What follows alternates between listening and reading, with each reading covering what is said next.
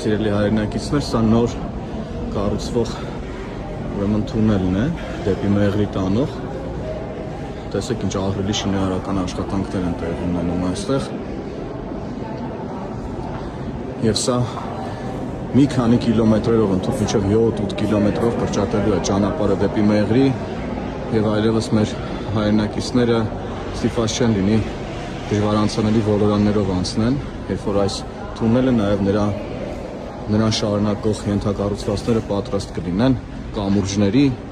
նոր ճանապարհների տեսքով եւ արդեն ուղիղ ճանապարհ կունենանք, որը կմիանա հյուսիս հարավին եւ կամբողջացնի նաև խաղաղության խաչմերուկի հատվածը։